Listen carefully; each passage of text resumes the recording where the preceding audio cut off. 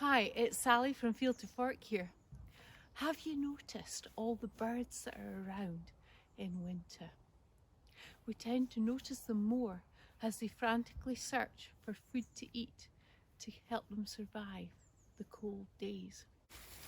In an outdoor area, near trees if possible, stand very still with your eyes closed and your fist clenched, ready to record the birds that you hear. Every time you hear a different bird call, put up a finger or a thumb. How quickly do you get to 5? If you're hearing a lot, see if you can get to 10. Now, open your eyes and without moving, look around and see if you can spot the birds that you've been hearing. Then, go in search of evidence of bird life around where you are.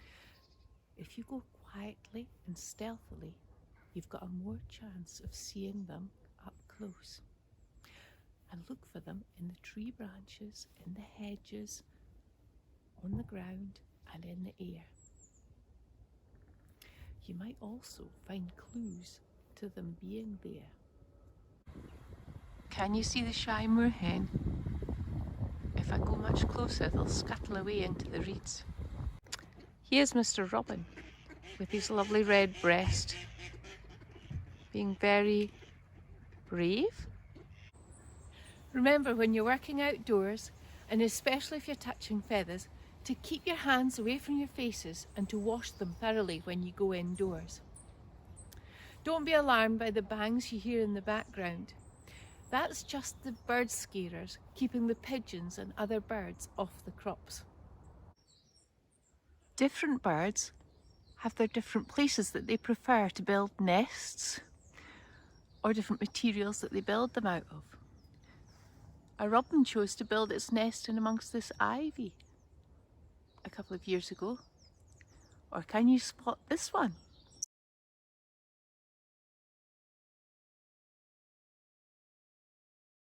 Old nests such as this pigeon one can be easily spotted in the trees and hedges when there's no leaves on them. The remains of a mossy nest. Lost feathers. A lot of bird poo in one place will suggest a bird perches up above. You might spot holes in dead wood where birds like woodpeckers have drilled for grubs.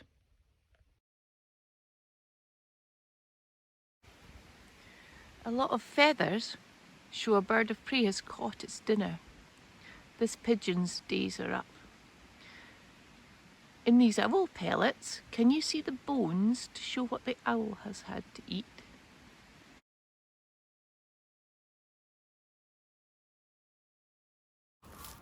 While many of the birds that you spot will be residents, that means they stay here all the year round. Others have come to spend the winter here. You may be hearing the geese at the moment. They have come from places that get even colder. But there's other species like redwings and fieldfares and bramlings that have come too. Other species have flown off to go further south to warmer places to spend the winter. You'll know of things like swallows and house martins, but there's also the others like tiny willow warblers or the magnificent osprey. This process of moving to find better conditions to feed and breed is called migration. We can help the birds that stay here in winter, especially the small species that live around our homes and gardens, by providing food for them. There's lots of different feeders we can buy, but we can also make our own from things that we would otherwise recycle. So maybe a plastic bottle with a couple of perches and a hanger and some holes in the plastic so they can reach the seed. Or a toilet roll smeared with lard or peanut butter and rolled in seeds and hung up. Or an egg carton cut in half and filled with seeds and some string to hang it with. Or how about making a bird pudding? To make a bird pudding, you will need a selection of foods that birds like. So things like bird seed, dried fruit as currants and raisins, breadcrumbs, though not too many because it swells in their stomachs, peanuts, the kind that are unsalted and prepared for birds, porridge oats or other cereals. Cooked porridge is not good, but raw porridge oats are fine.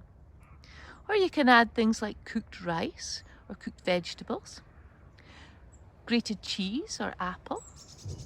You can make a little selection of things that you've got. Then you need some lard, the fat to bind it all together and that gives the birds energy. You'll need a bowl to mix it in, and then a container of some sort like a cup or a yogurt pot, a stick and a piece of string. So into your bowl, put a selection of the different things that you've got.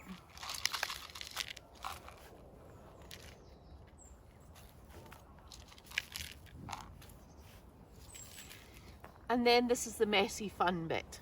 Put all of these in. You're going to mix in your lard. So because it's messy, I put some gloves on, but it's good. And you're going to work this in. Once you've got it all well stuck together into a lump, plenty of lard, because I say that's the very important. You can pack it into a container. So squash it in.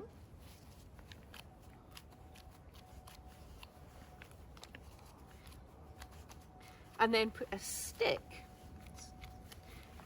Put a stick in. Squash it round the stick.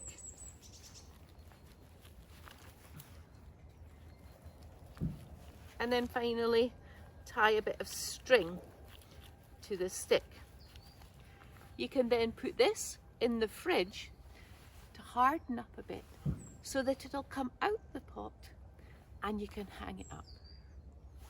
Alternatively, you can use something like an old mug, and if you put your mixture in it,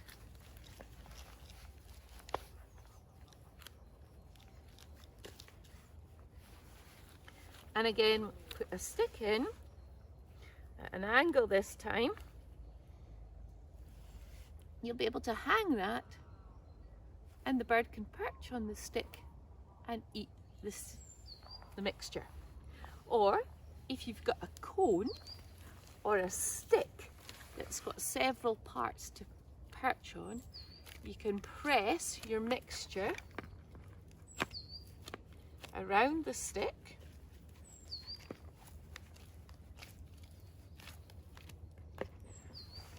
or into the cone. This one's been left in the warm, so it's opened up and it allows you to press your mixture in amongst the scales of the cone and you'll be able to hang it up. Once your bird feeder is ready to hang, find somewhere like the branch of a tree or hang it from your own bird table, but somewhere away from predators, but that you can keep watch and see who visits. And if you're not sure, you can find a bird identification chart on the RSPB or Woodland Trust website to help you. Maybe you can try a bit of an experiment and make different feeders and see which ones the birds prefer. If you've enjoyed doing this activity, look out for more videos from Field to Fork. Have fun outdoors this winter.